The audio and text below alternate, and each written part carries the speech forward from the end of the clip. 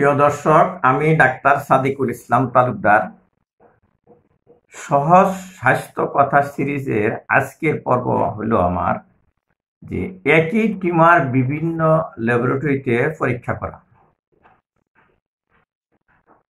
Doctor সার্জনরা operation করে tumour বের করে হিস্টোপ্যাথোলজি পরীক্ষা করার জন্য সাধারণ কথায় যেটাকে বলা হয় বায়োপসি বিভিন্ন ল্যাবরেটরিতে পরীক্ষা করতে পাঠান। এই পাঠানো নিয়ে আমার কিছু কথা আছে, এটা কি সঠিক না সঠিক না। তো কেন তারা অপারেশন করেন যে টিউমার, সেই টিউমারটা ক্যান্সার কিনা। টিউমার দুই রকম আছে, একটা হচ্ছে বিনাইন টিউমার আর একটা হচ্ছে ম্যালিগনেন্ট টিউমার। বিনাইন টিউমার শরীরে তেমন ক্ষতি করে না, আবার ম্যালিগনেন্ট টিউমার শরীরের মারাত্মক ক্ষতি করে, রোগী মারাও যেতে পারে। তো এই জন্য টিউমারটার নেচার, টিউমারটার টাইপ বেনিগনেন্ট না বিনাইন, ক্যান্সার না ক্যান্সার না, এটা আমাদের জানতে হয়। টিউমার কেটে ফেলে দিলেও জানতে হবে, ক্যান্সার কেটে ফেলে দিলেও জানতে হবে, কারণ ক্যান্সার কেটে ফেলার পরেও রোগীর উপর চিকিৎসা চালাতে হয়। কাজেই আমাদের সব টিউমার কেটে পরীক্ষা করতে হবে, এটা বাধ্যতামূলক।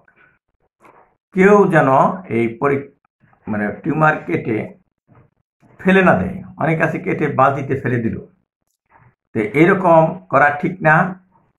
আপনারা যারা জানলেন তারা আপাতত অবজেকশন দিবেন যে আমরা পরীক্ষা করবো, এটা দেখবো কি আছে এর ভিতরে।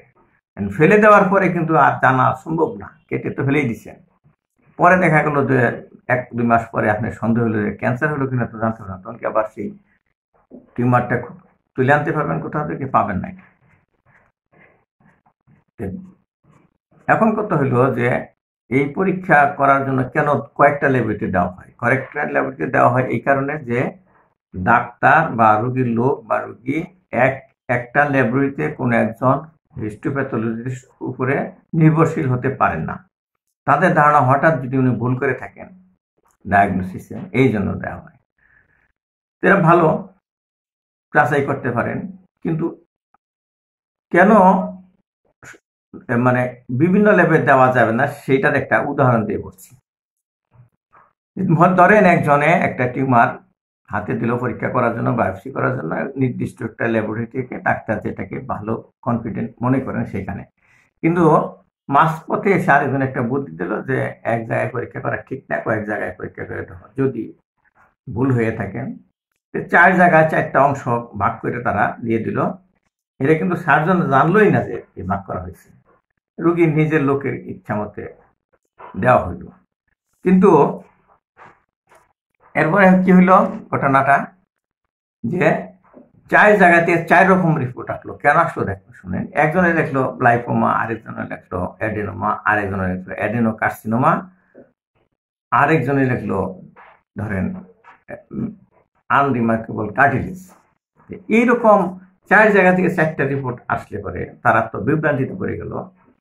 তারপর যখন এটা ব্যাখ্যা চাইতে গেলেন একজন প্যাথোলজিস্টের কাছে যে আপনারা কেন 4 রকম রিপোর্ট দিলেন, তখন সবকিছু শোনার পরে দেখলেন যে এটা ওভারিতে টিউমার হয়েছিল। এই ওভারিয়ান টিউমারটা কেটে ভাগ করে দেওয়া হয়েছিল। একটা টিউমার আছে ওভারিতে, নাম হলো টেরাটোমা। এই টেরাটোমার যে টিউমারটা, এর ভিতরে কোনো জায়গায় চুল থাকে, কোনো জায়গায় দাঁত থাকে, কোনো জায়গায় নরম হাড্ডি থাকে, যেটাকে কার্টিলেজ বলা হয়। কোনো জায়গায় আপনার গ্ল্যান্ডুলার স্ট্রাকচার থাকে, সেই গ্ল্যান্ডুলার স্ট্রাকচার অ্যাডেনোমা হয়, অ্যাডেনোকার্সিনোমা হয়। এইরকম নানান ধরনের টেরাটোমা, ম্যালিগনেন্ট টেরাটোমা ছিল। ম্যালিগনেন্ট টেরাটোমা যেটা, সেখানে এই ক্যান্সার আছে কিছু অংশে, কিছু অংশে নাই, এরকম আছে। তাহলে এর মধ্যে ফ্যাটও থাকে, চর্বি থাকে। তো একজনের অংশে শুধু চর্বি গেছিল, সে লিখছে লাইপোমা। আরেকজনের অংশে গেছে বিনাইন গ্ল্যান্ডুলার স্ট্রাকচার, সে লিখছে অ্যাডেনোমা। আরেকজনের কাছে ক্যান্সার অংশ গেছে, সে লিখছে অ্যাডেনোকার্সিনোমা। এই জন্য বিভিন্ন জায়গায় বিভিন্ন রকম হয়েছে। কিন্তু একজনের কাছে দিলে কি হইতো, একজন কিন্তু বিভিন্ন অংশের থেকে স্যাম্পল নিয়ে পরীক্ষা করতেন এবং শেষে দেখা যেত যে এইরকম বিভিন্ন স্ট্রাকচার আছে, উনি লিখতেন যে ম্যালিগনেন্ট টেরাটোমা লিখতেন। তাহলে কিন্তু ডায়াগনোসিস ভিন্ন ভিন্ন হইতো না, একটাই হইতো। তো বিভিন্ন লেভেল দিলে এরকম অন্যান্য টিউমার বা অন্যান্য লেশনের বেলায় এক টিউমারের একটা জায়গায় সবসময় একরকম থাকে না, কিছু অংশ থাকে মানে উপরে একটা মেমব্রেন থাকে বা পর্দা থাকে, তার নিচে কিছু মেলিগন্যান্ট সেল থাকতে পারে, ক্যান্সার সেল থাকতে পারে, তার ভিতরে পচা জিনিস থাকতে পারে। তাহলে 3টা অংশের থেকে যদি 3 জনকে পরীক্ষা করতে দেওয়া হয় তাহলে 3 রকম রিপোর্ট আসবে। কাজে একই ল্যাবরেটরিতে দিতে হবে, তিনিই দেখবেন যে সব অংশ পরীক্ষা করে করে বিভিন্ন অংশ পরীক্ষা করে করে স্যাম্পল নিয়ে স্লাইড বানিয়ে দেখবেন। আর যদি ডায়াগনোসিসে কোনো সন্দেহ লাগে মানে ক্লিনিশিয়ানের বা সার্জনের, তাহলে উনি কি করবেন, এই ল্যাবরেটরিতে কিন্তু কাঁচের স্লাইড থাকে, এই স্লাইড এবং মোমের ভিতরে ব্লক থাকে, টিস্যুটা থাকে, এইগুলি নিয়ে বা বাকি যে অংশটা কেটে পরীক্ষা করার পরে যেটুকু থাকে এটুকু সব ফেরত নেওয়া যায়। এবং উনি যদি রিকোয়েস্ট করেন প্যাথোলজিস্টকে যে আমরা অন্য ল্যাবরেটরিতে পরীক্ষা করতে চাই রিভিউ করার জন্য, আপনার টিস্যুগুলি দিয়ে দেন, তাহলে দিয়ে দেবে, স্বতঃস্ফূর্তভাবে দিয়ে দেবে। এটা আরেক ল্যাবরেটরিতে নিয়ে পরীক্ষা করবে।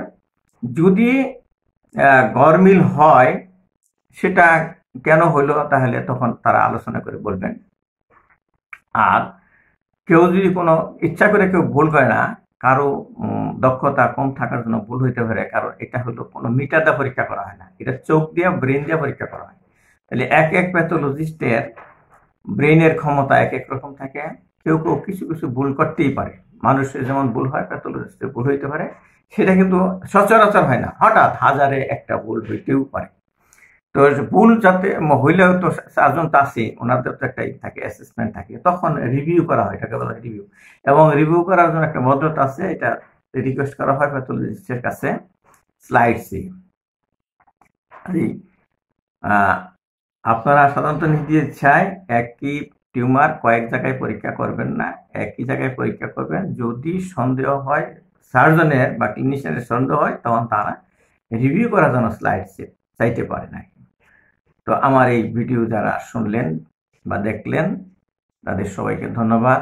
আমি ডাক্তার সাদিকুল ইসলাম তালুকদার। আমি সহজ স্বাস্থ্য সিরিজের আন্ডারে কিছু সহজ স্বাস্থ্য কথা আমি প্রচার করে যাচ্ছি আমাদের সাধারণ জনগণের জন্য, এটা ডাক্তারদের জন্য না। তো আপনারা যদি কিছু উপকার হইতে পারেন তাহলে আমি ধন্য হব। আর আমার চ্যানেলে যারা সাবস্ক্রাইবার হন নাই, নিচে দেখেন ভিডিওর নিচে একটা লাল বাটন আছে সাবস্ক্রাইব, এখানে ক্লিক করে সাবস্ক্রাইবার হন, তাতে আমার পরবর্তী ভিডিও আপলোড করার সাথে সাথে আপনি পেয়ে যাবেন। আর আমার এই যে কথাগুলি বললাম আপনার বন্ধু বান্ধবদের কাছে এটা প্রচার করুন। ধন্যবাদ।